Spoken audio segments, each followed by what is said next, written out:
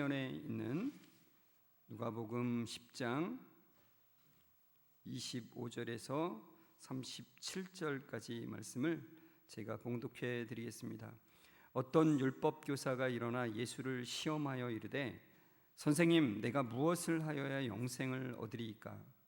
예수께서 이르시되 율법에 무엇이라 기록되었으며 네가 어떻게 읽느냐? 대답하여 이르되 네 마음을 다하며 목숨을 다하며 뜻을 다하며 힘을 다하며 뜻을 다하여 주 너의 하나님을 사랑하고 또한 내 이웃을 내 자신같이 사랑하라 하였나이다. 예수께서 이르시되 내 대답이 옳도다. 이를 행하라. 그러면 살리라 하시니 그 사람이 자기를 옳게 보이려고 예수께 여짜오되 그러면 내 이웃이 누구니이까? 예수께서 대답하여 이르시되 어떤 사람이 예루살렘에서 여리고로 내려가다가 강도를 만나매 강도들이 그 옷을 벗기고 때려 거의 죽은 것을 버리고 갔더라. 마침 한 제사장이 그 길로 내려가다가 그를 보고 피하여 지나가고 또 이와 같이 한 레위인도 그곳에 이르러 그를 보고 피하여 지나가되 어떤 사마리아 사람은 여행하는 중 거기에 이르러 그를 보고 불쌍히 여겨 가까이 가서 기름과 포도주를 그 상처에 붓고 싸매고 자기 짐승에 태워 주막으로 데리고 가서 돌보아 주니라. 그 이튿날 그가 주막 주인에게 데나리온 둘을 내어주며 이르되 이 사람을 돌보아 주라. 비용이 더 들면 내가 돌아올 때에 갚으리라 하였으니 내 생각에는 이 세 사람 중에 누가 강도 만난 자의 이웃이 되겠느냐? 이르되 자비를 베푼 자니이다. 예수께서 이르시되 가서 너도 이와 같이 하라 하시니라. 아멘. 우리 옆 사람과 인사합니다. 성도님 말씀에 은혜 되세요. 이렇게 인사하겠습니다. 네, 오늘도 말씀에 커다란 은혜가 되시기를 주의 이름으로 축원합니다. 오늘 말씀을 보시면은 너무나도 유명한 말씀이죠. 제가 한번 주일 설교도 했던 말씀인데 딱 2년 전에 했더라고요. 찾아보니까 그때 들으셨던 것들이 기억이 날지 모르겠는데 유명한 말씀이지만 여기서 또 주님께서 주시는 그 메시지를 우리가 놓칠 수 있기 때문에 같이 그 주님이 주시는 그 의도를 생각하면서 같이 큰 은혜가 되었으면 좋겠습니다. 29절에 보시면 이렇게 돼 있죠. 그 사람이 자기를 옳게 보이려고 예수께 여짜오되 그러면 내 이웃이 누구니까? 그러죠. 예수님, 내 이웃이 누굽니까?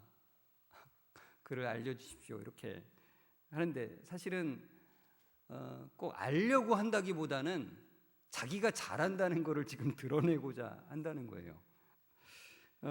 여기에 대해서 예수님이 36절에 이 대답인데, 이것에 대한 대답인데 뭐라고 대답하시냐면 내 생각에는 이 세 사람 중에 누가 강도 만난 자의 이웃이 되겠느냐 이렇게 말씀을 하세요.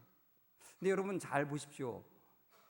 내 이웃이 누굽니까? 그랬더니 누가 이 사람의 이웃이 되겠냐 이렇게 말씀하셨어요.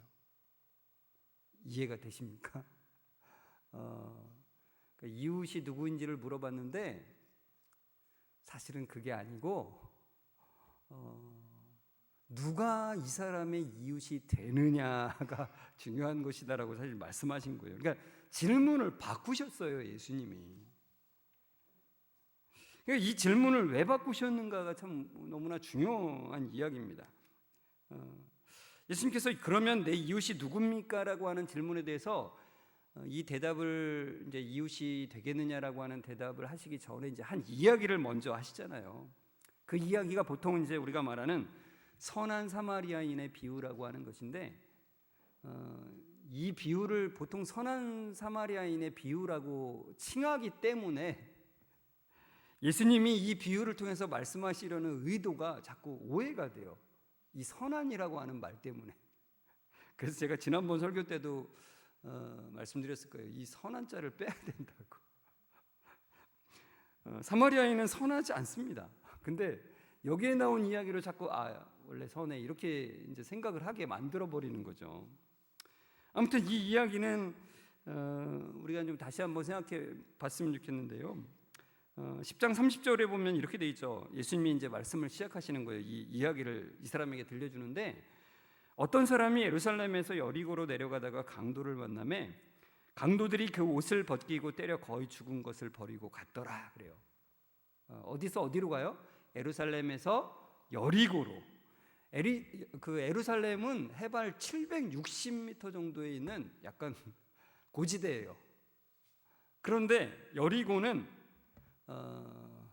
마이너스 250m, 해수면보다 250m가 낮아요. 그러니까 이 갈릴리 사해 그리고 요단강 지역은 아주 그러니까 엄청나게 움푹 파여 있는 곳처럼 되어 있어요. 근데 그 여리고가 그 근처에 있거든요. 요단강 근처에. 그러니까 이 예루살렘에서 여리고로 내려가는 길은 이 고도 차이가 꽤 나는 거예요. 그래서 굉장히 가파르기도 하고 거기엔 길 옆에 암석들이 많다고 그럽니다. 그래서 그런지 그러니까 인적이 좀 드물기도 하고 다니는 사람이 그 당시에 많지 않았다기도 하고, 또 암석 때문에 이 강도떼들이 거기서 이제 은신처가 되는 거예요. 그래서 강도떼들이 거기서 은신처를 이렇게 삼고 있다가 사람이 지나가면 어떻게 해요? 아, 이놈 잘 만났다, 그렇게 하는 거죠. 그러니 여기서 어떤 사람이, 그래서 한 사람이잖아요. 야, 한 사람이 이 위험한 길을 가고 있으니 이 강도들이 야, 웬 떡이냐 이렇게 이제 반응을 했겠죠. 그리고는 그 사람을 잡아서 그 사람의 옷을 벗기고 때려서 거의 죽게 되도록 해놓고는 버려두고 가버렸다는 거예요. 그런데 이 어떤 사람이 쓰러진, 유대인으로 이제 우리가 받아들일 수 있죠. 이 사람이 쓰러져 있는 그 길을 마침 누가요? 한 제사장이 그 길로 내려가다가 그를 보고 피하여 지나갔대요. 그를 보고 분명히 봤어요. 봤는데 피해서 지나가요. 그리고 또 누가 등장을 해요? 레위인. 똑같이 표현을 하잖아요. 역시 그를 보고 봤어요. 그런데 피해서 지나가 버리는 겁니다. 제사장과 레위인은 이제 예루살렘 그 성전에 일종 봉사 기간이 있었어요. 그래서 만약에 여리고에 살던 이 사람들이 그 성전에 봉사를 하기 위해서 일정 기간을 갔다가 이렇게 내려오는, 한 달 정도 이제 갔다가 내려오는 건데, 만약에 예루살렘 쪽으로 올라가는 길이었으면 부정을 타지 않기 위해서 내가 혹시 사체일지 모르니까 만지지 않아야 돼, 그래서 빨리 갔다라는 핑계라도 되는데, 예수님이 일부러 내려가는 길에 만났다 그랬어요. 내려가는 길에. 그래서 그런 핑계를 댈 수조차도 없어요. 그런데 이 사람들이 길에 쓰러져 있는 사람을 분명히 봤는데 어떻게 해야 됩니까? 어떻게 생사 여부라도 좀 확인하고, 살았으면 어떻게든지 도와줘야 되는 게 사람의 도리가 아니겠습니까? 근데 뭐 사람의 도리를 둘째치고라도 이 제사장과 레위인은 율법을 어겼습니다. 어떤 율법을 어겼냐면은 레위기 19장 18절을 어겼어요. 레위기 19장 18절에 뭐라고 나오냐면 내 이웃 사랑하기를 내 자신과 같이 사랑하라 그래요. 그러니까 내가 아픈 것에 대한 필요에 따라서 똑같이 다른 사람도 그렇게 대해야 되는데 무서워서 나살자고 그냥 도망간 거죠. 근데 예수님께서 이 두 사람 얘기를 하고 난 다음에 이제 세 번째 사람을 등장시키신다는 거예요. 자, 그 세 번째 사람은 어떤 사람입니까? 사마리아인이었다는 거죠. 그런데 사마리아 사람은 이 앞에 두 명과는 다른 태도를 보이더라는 거예요. 어떻게 여겨요? 불쌍히 여기더라는 거예요. 여기서 불쌍히 여겨라고 하는 말은 헬라어 스플랑크 니조마이라고 하는 말인데, 이 단어는 지난주에 우리가 같이 살폈던 단어예요. 기억나십니까? 예수님이 이스라엘 백성들을 보고 목자 없는 양 같음을 보시고 어떻게 해요? 창자가 끊어지는 아픔으로,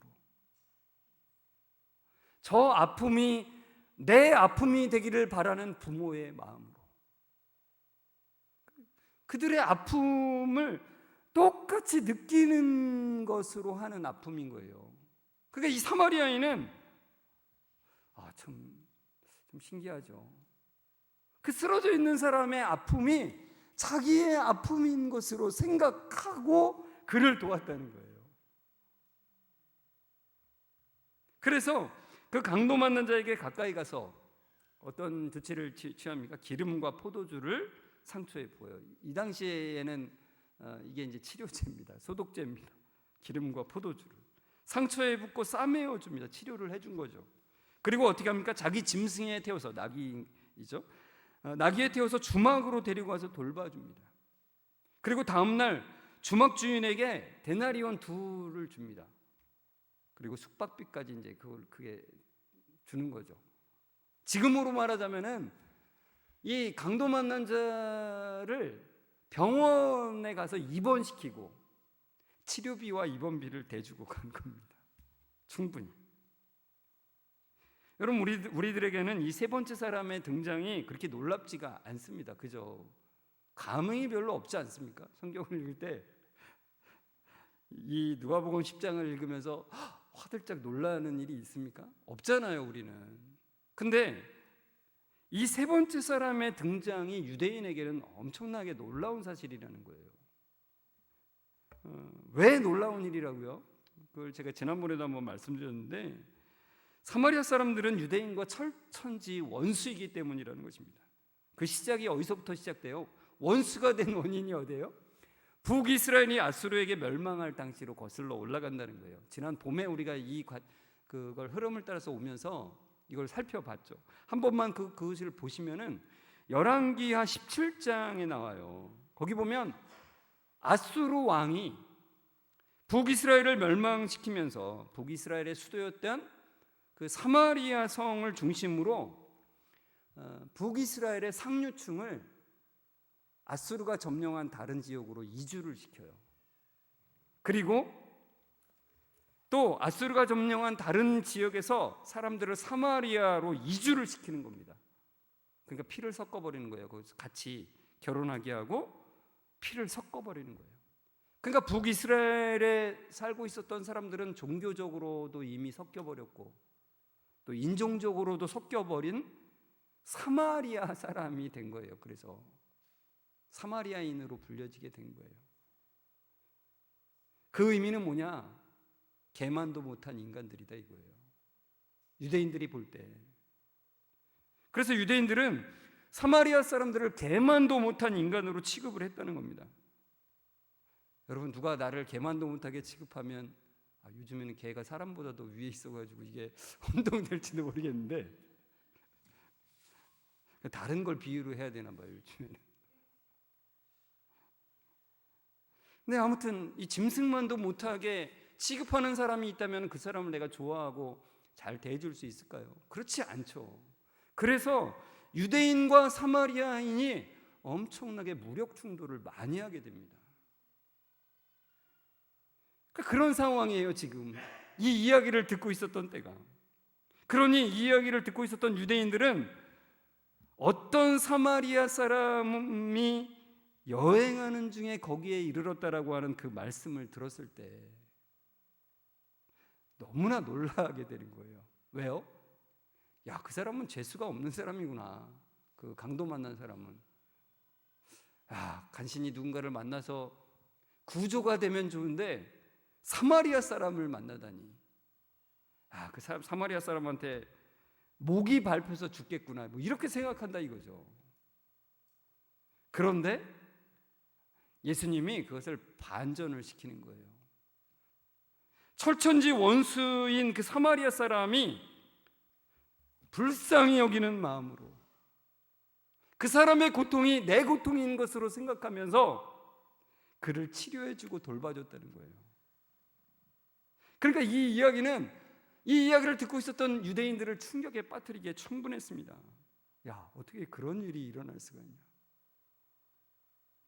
그러니까 유대인들에게는 사마리아 사람들이 자기의 이웃의 범주에 들지가 않았어요. 그들은 이미 사랑할 대상이 아니었어요. 아예 그냥 그들의 시야에 없는 거예요. 그런데 유대인이 멸시하던 그 사마리아인이 죽어가는 유대인에게 진짜 이웃이 되어줬다는 거예요. 예수님 말씀은. 제사장과 레위인은 모두 그를 피하여 지나갔는데 사마리아인은 그를 보고 불쌍히 여기고 그에게 자비를 베풀었다는 거예요.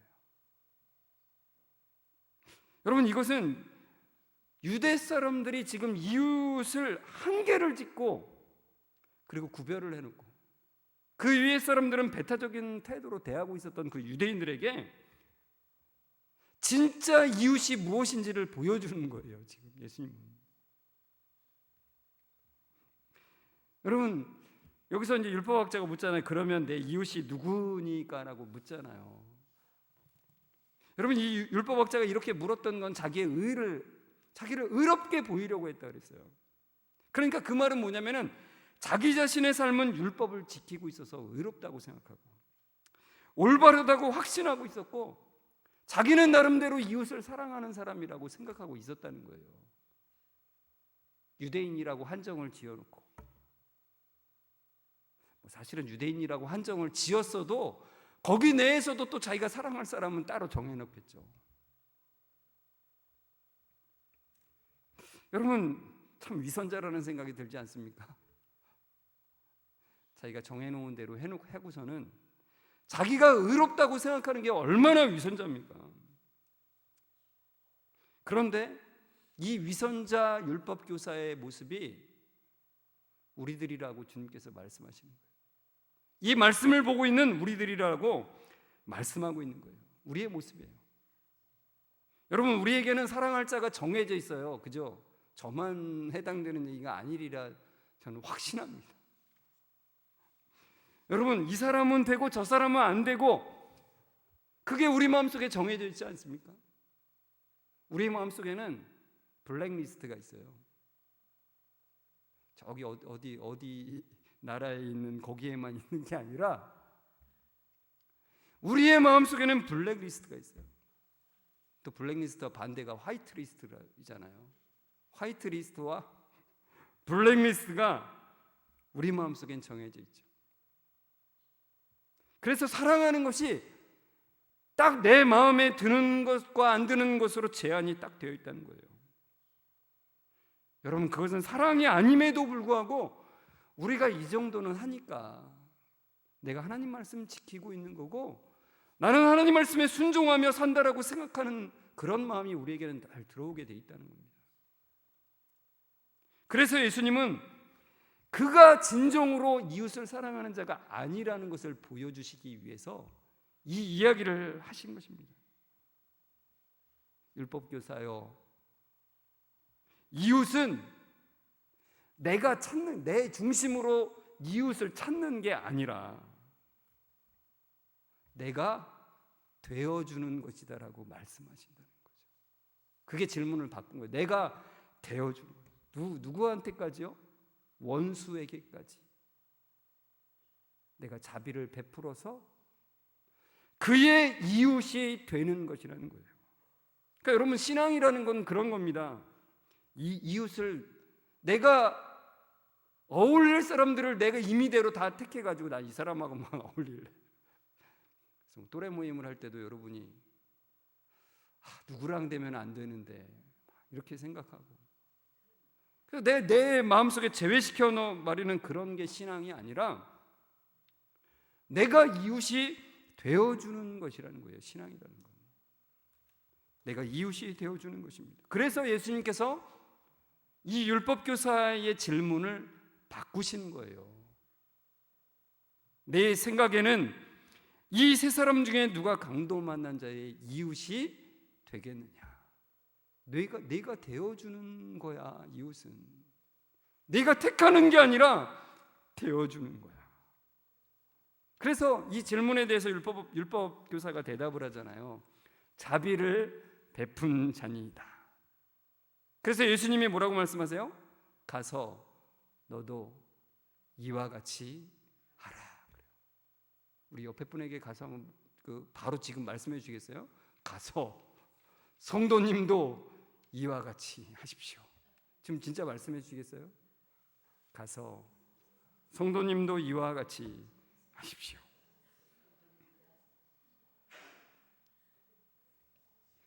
마음이 무겁지 않습니까? 내가 원수한테까지 가서 그 일을 해야 되는 건가라는 생각이 들죠.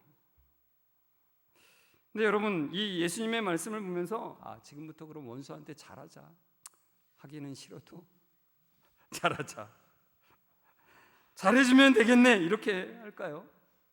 근데 여기서 우리가 생각해 봐야 될 게 있어요. 여러분, 제가 저 위쪽에 살 때 그 근처에 있는 어떤 대형 교회에 이런 문구가 걸려 있었어요. 최고의 복수는 용서입니다. 또는 이걸 또 바꾸더라고요. 문구를 또 약간 바꿔가지고 용서가 최고의 복수입니다, 이렇게도 걸어놨더라고요.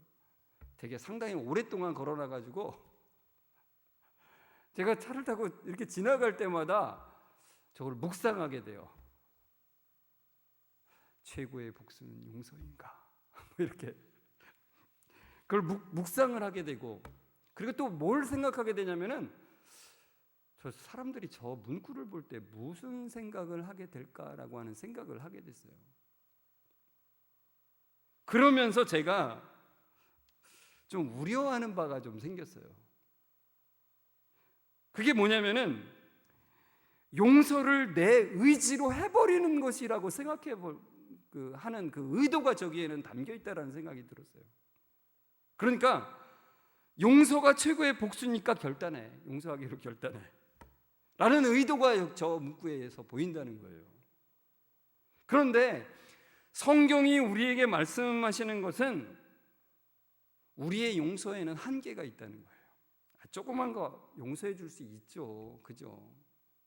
조금 내가 대범한 마음을 보여서 어느 정도까지는 용서할 수 있지만 그 한계가 지나가면 절대 용서할 수 없는 게 우리라는 거예요.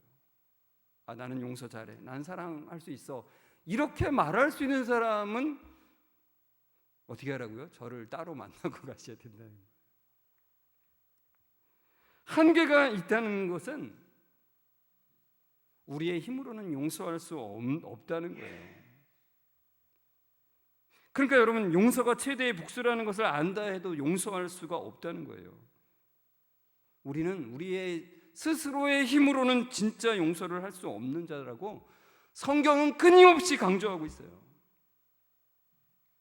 여러분, 오늘 종교개혁주일이잖아요. 이 종교개혁이라는 건 그거예요.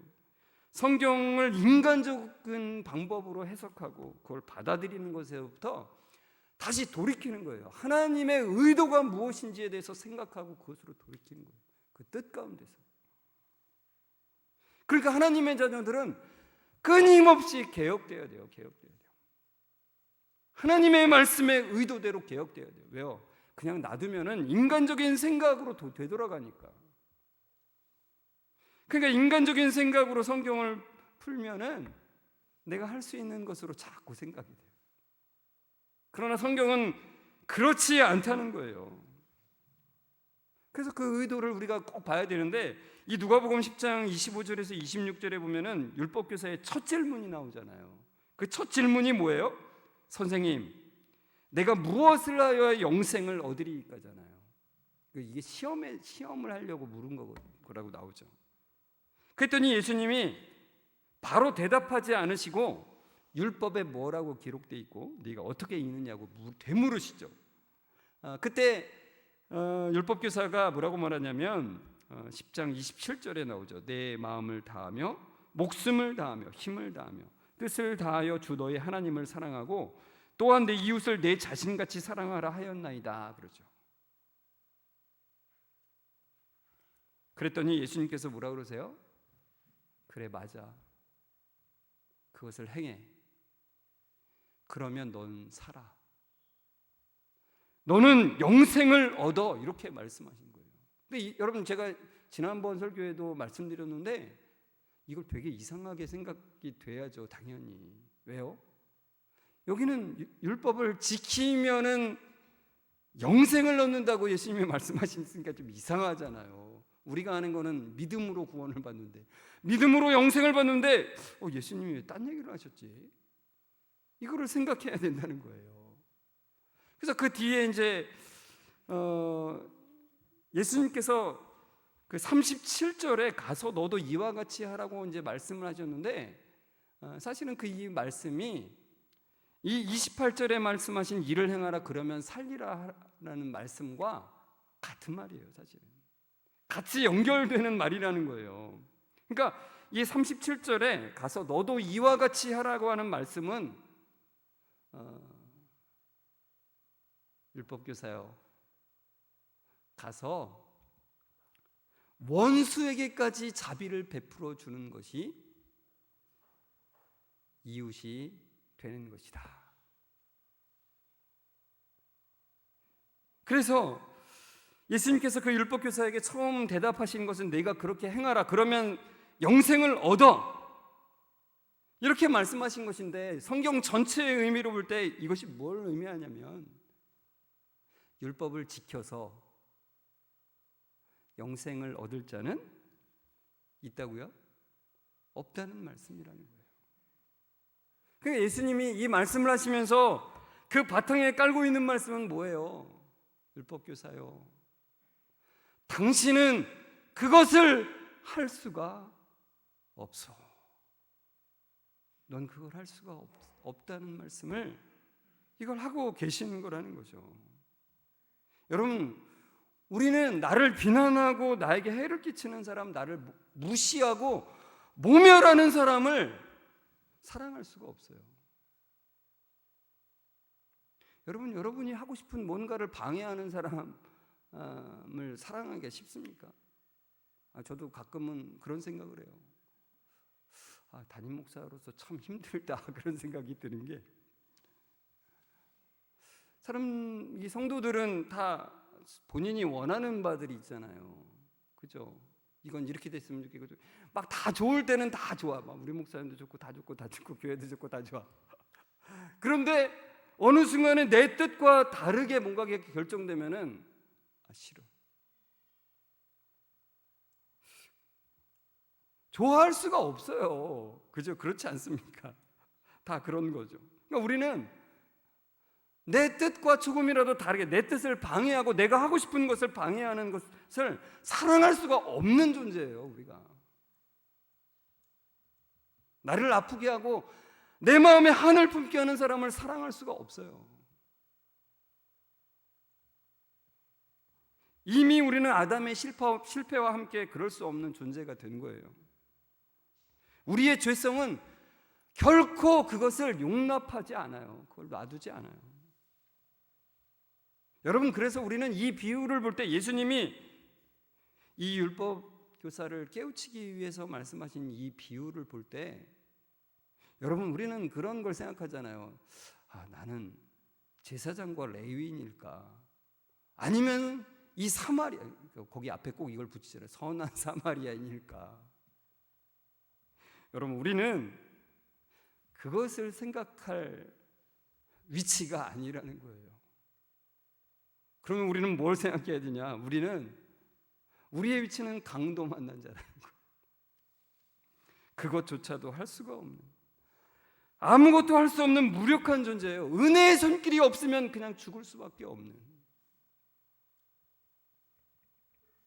그래서 우리는 주님이 우리에게 은혜를 베푸셨기 때문에 거기서 살아난 자라는 거죠. 그러니까 여러분, 예수님께서 이 율법교사에게 일을 행하라 그러면 살리라라고 하는 말씀이 우리 가운데 주어지면, 그래요 주님, 내가 그렇게 살겠습니다가 아니라,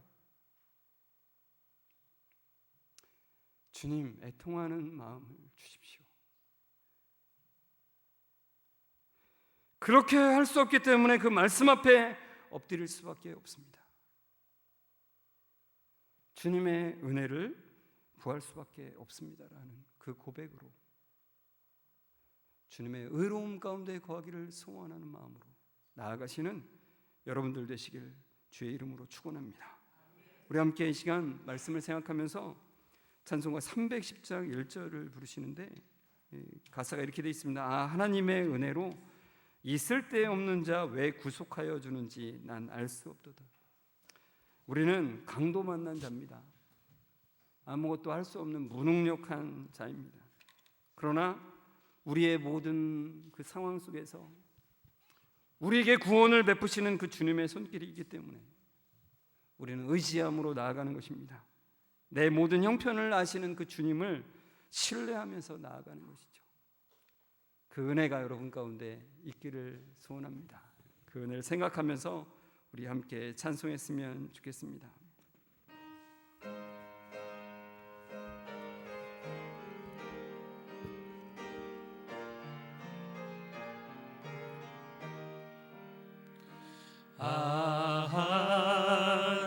하나님의 은혜로 이 쓸데없는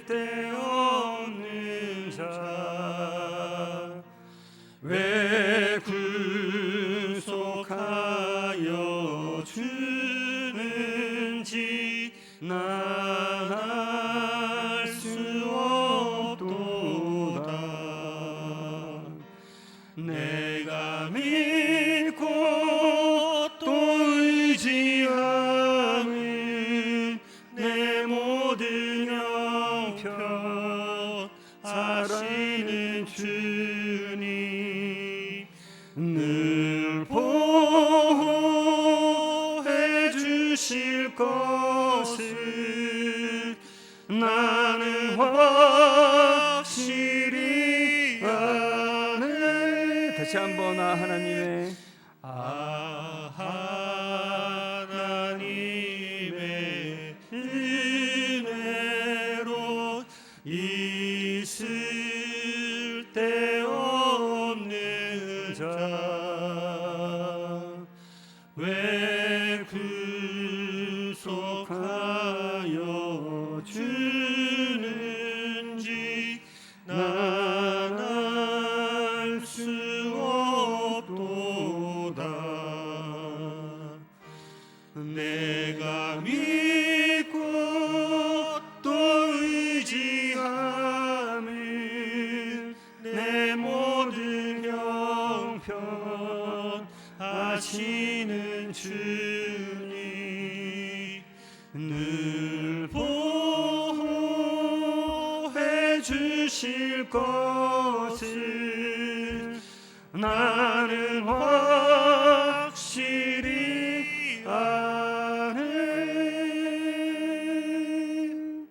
전능하신 하나님, 사랑이 풍성하신 하나님, 사랑과는 전혀 관련 없는 저희들에게 사랑을 부어주셔서 감사합니다.